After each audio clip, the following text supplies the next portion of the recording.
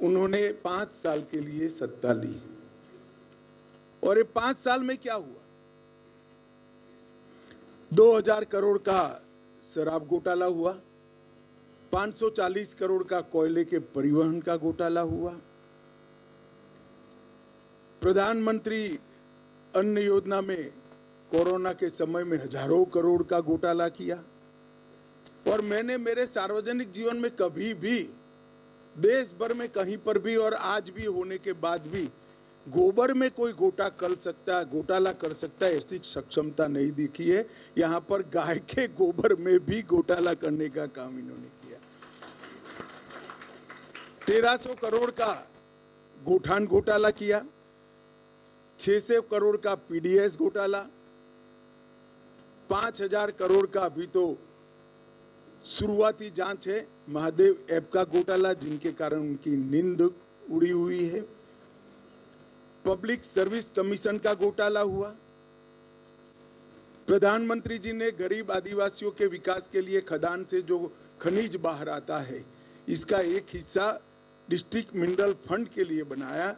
इसमें से भी 700 करोड़ रुपए सरकार चाऊ कर गई।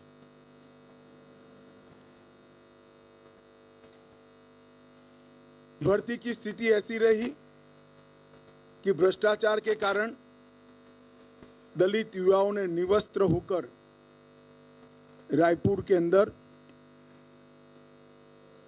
जुलूस निकालना पड़ा, निवस्त्र जुलूस निकालना पड़ा। फिर भी इनको जरा भी शर्म नहीं आती है और बड़े धड़ल्ले से विश्वास के साथ कहते हैं कि हमने विकास के काम किए हैं, हमने प्रगति की है। प्रगति तो हुई है मगर भ्रष्टाचार में प्रगति हुई है। मित्रों, 5 साल के अंदर कानून और व्यवस्था के मुद्दे पर ये सरकार फिसड्डी साबित हुई। 300 से ज्यादा वादे जो किए थे वो पूरे न करने वाली, ये वादा खिलाफी करने वाली सरकार है। विकास को सर्वदृष्टि से अवरुद्ध करने वाली सरकार है। अरे गरीब आदिवासी बहनों को चरण पादुकाएं देने का कार्यक्रम था, वो भी बंद कर दिया। तेंदुपत्रा संग्राहकों को बोनस बंद कर दिया। इनकी बोरियों की गठों की संख्या को आधे से कम कर दिया। ओबीसी कल्याण के सारे कामों को तितर बितर करने का काम कर कर परम सीमा पर जातिवाद को पहुंचाया। तुष्टीकरण का हाल ये है कि भुवनेश्वर कर मार डाला, मगर वोट बैंक के कारण उनके हत्यारों के खिलाफ कोई कठोर कार्रवाई नहीं हो रही है। हर दृष्टि से छत्तीसगढ़ बनाने के जो उद्देश्य है, ये उद्देश्य को डिफीट करने का काम भूपेश बघेल सरकार ने किया है। मैं छत्तीसगढ़ में लगभग विगत 3 महीनों में 10 बार आया हूं। जनता से भी संवाद किया है, व्यापारियों से भी किया है, आदिवासियों से भी किया है, युवाओं से भी किया है, महिलाओं और दलितों से भी किया है। ओबीसी समाज के भी ढेर सारे नेता को मैं मिला हूं। सर्वदूर एक भावना बनी है कि इस बार यहां परिवर्तन होने वाला है। मगर फिर भी हम जो वादे करते हैं वो जिम्मेदारी के साथ करते हैं। ये भारतीय जनता पार्टी का ट्रैक रिकॉर्ड है। हमने जब जब भी वादे किए तो जिम्मेदारी के साथ किए। और हमने छत्तीसगढ़ को वादा किया था कि हम छत्तीसगढ़ के विकास के लिए काफ़ी कुछ करेंगे। मैं आज आप सबके माध्यम से छत्तीसगढ़ की जनता को बताना चाहता हूँ, 10 साल सोनिया मनमोहन की सरकार रही और 9 साल मोदी जी की सरकार रही। ये 10 साल में डिवोल्यूशन फंड और ग्रांट इन एड में सोनिया मनमोहन सरकार ने 77,000 करोड़ रुपया छत्तीसगढ़ के लिए लिया था और हमने 9 साल में 77,000 करोड़ को बढ़ाकर 3 लाख करोड़ रुपया छत्तीसगढ़ के विकास के लिए भेजने का काम किया। 9,000 करोड़ से ज्यादा रोडवेज के काम किए हैं। रेलवेज के लिए 2500 करोड़ अंतिम बजट में सिर्फ आवंटन किया है। 162 करोड़ की लागत से रायपुर एयरपोर्ट का उन्नयन मोदी जी कर रहे हैं। 42 एकलव्य आदिवासी विद्यालय बनाए हैं। 500 मेगावाट की क्षमता के सोलर पार्क की स्थापना की है। पिछले 3 वर्षों में नक्सल प्रभावित एरिया में 1200 बैंक की शाखाएं, 5000 डाकघर और 2300 मोबाइल टावर बनाकर वहां पर रीच बढ़ाने का काम ये भारतीय जनता पार्टी की सरकार ने किया है।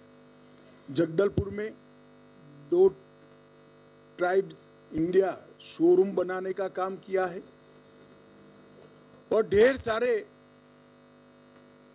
गरीब कल्याण के काम मोदी जी ने यहाँ पर किए हैं, जिसकी बहुत लंबी सूची है, मैं बताना नहीं चाहता हूँ, परंतु मैं इतना जरूर बताना चाहता हूँ कि छत्तीसगढ़ के हर गरीब को घर में बिजली, शुद्ध पीने का पानी, गैस का सिलेंडर, शौचालय और इसको 5 लाख तक की सारी स्वास्थ्य की सुविधाएं और प्रति व्यक्ति प्रति माह 5 किलो अनाज देने का काम कर नरेंद्र मोदी जी ने हमारी सरकार न होने के बावजूद भी छत्तीसगढ़ की जनता की सेवा बहुत प्रमुखता के साथ और एग्रेसिवनेस के साथ की।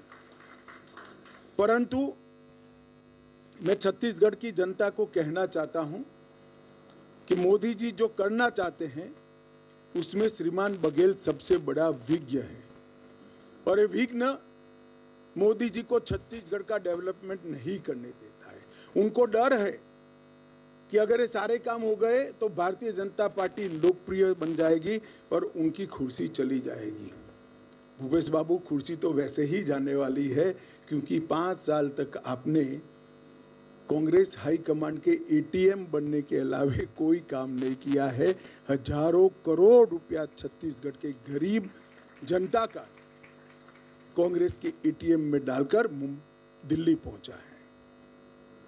हमने लाखों लोगों के साथ चर्चा कर एक घोषणा पत्र तैयार किया है। मोदी गारंटी के सभी चीजों को तो मैं नहीं पढ़ता, परंतु इसमें से 20 प्रमुख वादों को मैं आप सब लोगों के सामने जरूर रखना चाहता हूं। हमने तय किया है कि कृषि उन्नति योजना की शुरुआत करेंगे, जिसके अंतर्गत 21 क्विंटल प्रति एकड़ धान, चिंता मत करो, मैं फिर से बोलता हूं, 21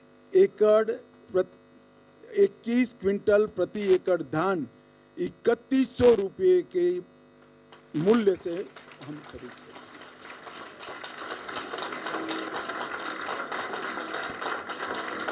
और इसके साथ साथ